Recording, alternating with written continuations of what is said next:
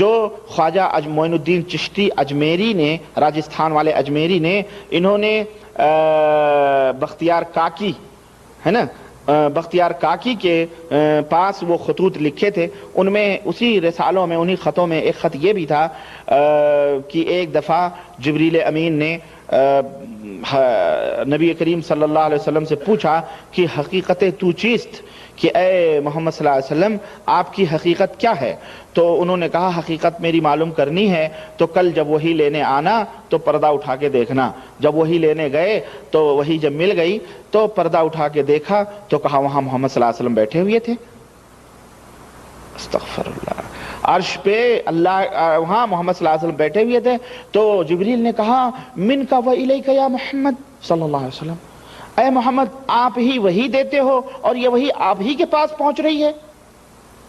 استغفر اللہ۔ تو یہ عقیدے تھے صوفیوں کے، اور یہ بھی صوفی تھے ہمارے ہاں جو ملکوں میں یہ کہتے ہیں کہ جی خواجہ اجمیری نے پتہ نہیں ادھر سلام پھیرا تو 90,000 مسلمان ہو گئے اور ادھر سلام پھیرا تو 90 کروڑ ادھر ہزار مسلمان ہو گئے۔ اس طرح صوفیوں نے، سنتوں نے ہمارے دیس میں اسلام کو پھیلایا تھا۔ کذب ہے، جھوٹ ہے، بہتان ہے۔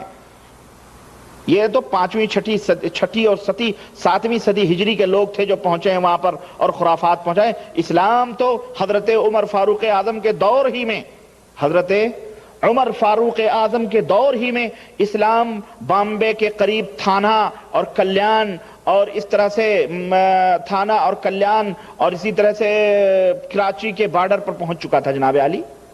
اس دور کے اندر خلیج تھانہ، بیچ میں دریا آتا ہے تھانہ، وہاں پہنچ چکا تھا اسلام۔ اور پھر حضرت عثمان غنی اور حضرت عثمان غنی اور پھر حضرت علی اور اس طرح صحابہ کرام ہی کے دور میں اسلام پہنچ چکا تھا مالابار کی ساحل پر، اور سندھ اور بنو امیہ کے دور کے اندر کیا کہتے ہیں ساحل سندھ کے اوپر، اور کہاں پورا اسلامی سلطنت ہو چکی تھی 2ری 3ری صدی ہجری کے اندر۔ یہ تو 6ٹھی صدی میں 6ٹھی اور 7ویں صدی میں جا کے ہندوستان میں انہوں نے شرک اور کفر کی بیجیں ڈالی ہوئی ہیں۔ یہ کہاں کے پیدا ہوا؟ ان سے کہاں اسلام پہنچا پھیلا ہے؟ ان سے اسلام بدنام ہوا ہے، ان سے اسلام کیا ہوا ہے؟ اگر وہ کتابیں جو ہمارے ملکوں میں بزرگوں کے نام پر چل رہی ہیں، جیسے مثلا وہی جو ابھی میں نے اجمیری، خواجہ اجمیری کے نام کی جو کتاب بتلائی، وہ کتاب اور وہ ہے موجود ہے، اس کی پوری پرنٹ کاپی موجود ہے، میں نے صوفی اور شیطان والی ویڈیو کیسٹ میں نے سب کو دکھلائی ہے، اس کے اندر موجود ہے۔ کشف المحجوب جیسی خرافات جو داتا گنج حجویری کے نام سے یاد کیے جاتے ہیں، ان کی اپنی لکھی ہوئی کتاب میں دکھاؤں گا انشاءاللہ، اس کے اندر بھی خرافات جو موجود ہیں۔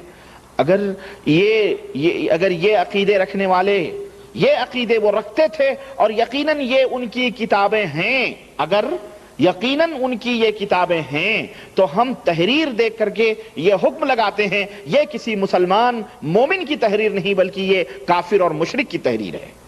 سمجھ آئی آپ کو؟